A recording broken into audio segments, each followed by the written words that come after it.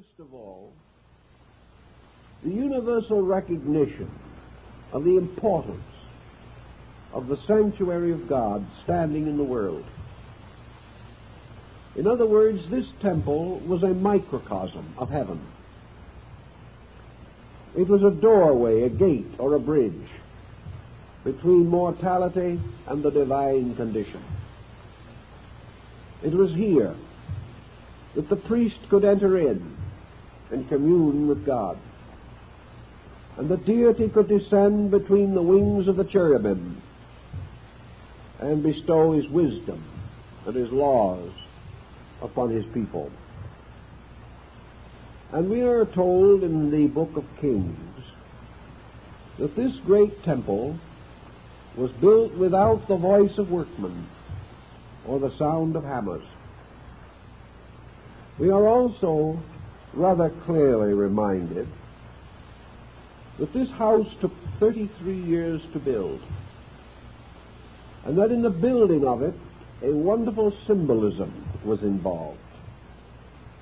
A symbolism which many Bible students have not taken as seriously as they should. Later, Jesus told his disciples that if the temple was destroyed, he could restore it in 3 days. And his disciples and the multitude decided that he was referring to his own body as a living temple of God. The house of Solomon the king was designed like the mystery of the human body. It represented a shrine or sanctuary fashioned in the likeness of man, and all its instruments and vessels were parts of man's own structure, as was also the original, the temple in the wilderness, from which the design was basically derived. Also, we know that the tabernacle, its ark, and its sacred vessels were brought from Egypt, and that designs and representations are to be found upon the monuments of the Egyptians, which are almost identical with those described in the Temple of Solomon. The Kabbalists, being mystics, could not be completely held to the literal story of the building of a house.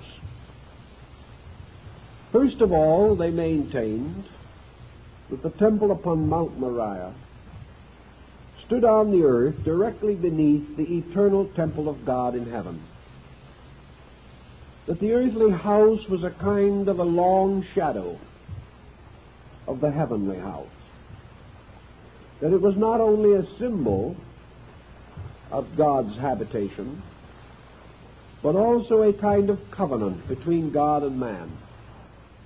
Even more than this, it was the story of man, the story of the building of worlds, the building of structures, the unfoldment of society, and the final redemption of the human soul.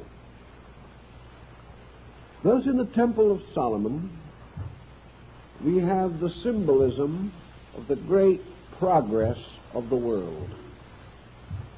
In the early years of the 17th century, Lord Bacon described the great structure of science as the house of the 6 days' work.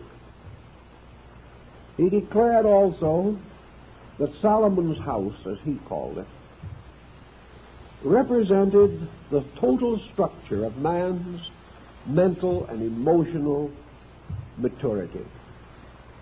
That it signified all learning, slowly building in the world. That it represented the slow but inevitable growth of human understanding.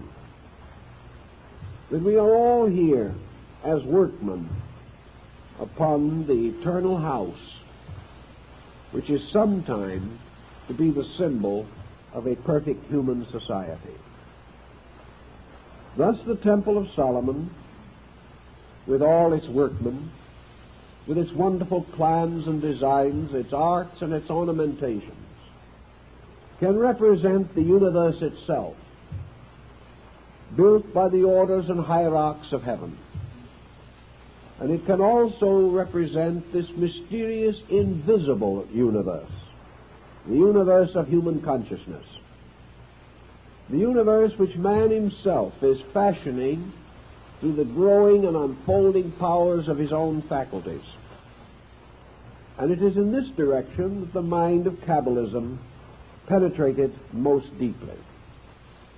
And to understand their thinking, we must go back with them a little way and study the minds and the thoughts of these old scholars and rabbins who sought to interpret what they regarded to be the divine destiny for man. According to the old instruction, and certainly the temple itself and the manner of its building sustains the belief, there actually exists upon earth only one humanity. Broadly, to this one humanity can be given the name, the chosen people. Chosen not by self-election, but by the election of heaven. That the tribes of Israel represent mysteriously all peoples. For these 12 tribes, with their affinity for the signs of the zodiac, do definitely represent the entire order of life that is born under the 12 signs, divided into tribes, each with certain attributes and qualities and characteristics. And from these tribes were chosen the artificers, the workers. And from each tribe some were selected, both in the rites of the tabernacle and in the rites of the temple, because the perfection of this work was the result of the union of all peoples, all faiths, all skills, all arts, and all sciences.